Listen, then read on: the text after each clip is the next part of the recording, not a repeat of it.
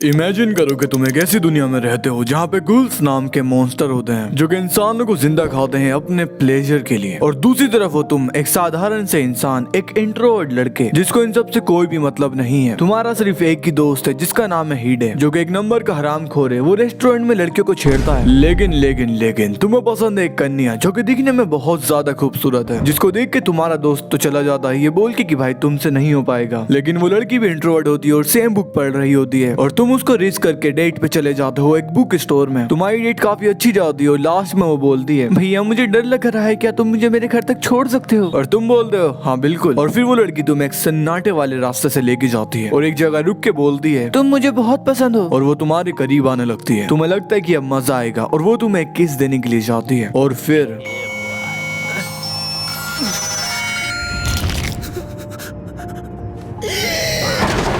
तुम तो ज्यादा ही सीरियस हो गए। जाहिर सी बात है तुम्हें कोई प्यार क्यों करेगा। और वो लड़की असल में एक घुल होती है जो कि तुम्हें खाना चाहती है और वो ऐसा कर भी देती है। लेकिन तभी उस लड़की का घी खत्म हो जाता है और उसके ऊपर एक बिल्डिंग की रोड गिरती है, जिसके बाद वो तो मर जाती है। लेकिन तुम बच जाते हो क्योंकि डॉक्टर उसके ऑर्गन्स तुम्हारी बॉडी में डाल देता है। और अब क्योंकि तुम्हारे इंसानी शरीर में गुल्स के ऑर्गन्स हैं, इसलिए तुम बन चुके हो आधे इंसान और आधे घुल। तुम नॉर्मल खाना खाने की कोशिश करते हो लेकिन वो तुम्हें पसंद नहीं आता। डॉक्टर बोलता है कि सही हो जाएगा, लेकिन उसी रात टीवी पर एक शो आता है जिसमें वो बताते हैं कि घुल्स चाहे तो एक इंसान को खा के कई महीनों तक जिंदा रह सकते हैं, लेकिन वो इतने ज्यादा हरामी होते हैं कि बहुत सारे इंसानों को खाते हैं और उन लोगों को इंसानी खाना बिल्कुल भी पसंद नहीं आता। और जब तुम ये सुनते हो तो खुद को इससे रिलेट करने लगते हो और जल्दी से भाग के बर्गर खाने के लिए जाते हो। लेकिन तभी आवाज आती है, जो खाए बर्गर उसकी बहन। और फिर तुम्हें उल्टी हो जाती है। तुम फिर से खाना खाने की कोशिश करते हो, तुम्हें फिर उल्टी हो जाती है, फिर से खाते हो और तुम्हें फिर उल्टी हो जाती है। और यहाँ तुम समझ जाते हो कि तुम एक घुल बन चुके हो। इसके बाद तुम बाहर जाते हो और तुम्हें बहुत अच्छी खाने की खुशबू आती है और तुम उस खुशबू के पीछे जाते हो, लेकिन खाने के बजाय तुम्हें वहाँ दिखता है एक घुल जो कि एक इंसान को खा रहा होता है। तुम समझ नहीं पाते हो कि तुम्हें इंसान के गोश्त में से इतनी अच्छी खुशबू कैसे आ रही है और तुम्हारा दिल भी करता है उस इंसान को खाने का। तो अब सवाल यह है कि तुम क्या करोगे? क्या तुम उस इंसान को खाओगे? लेकिन अगर तुम ऐसा करते हो तो तुम इंसान नहीं रहोगे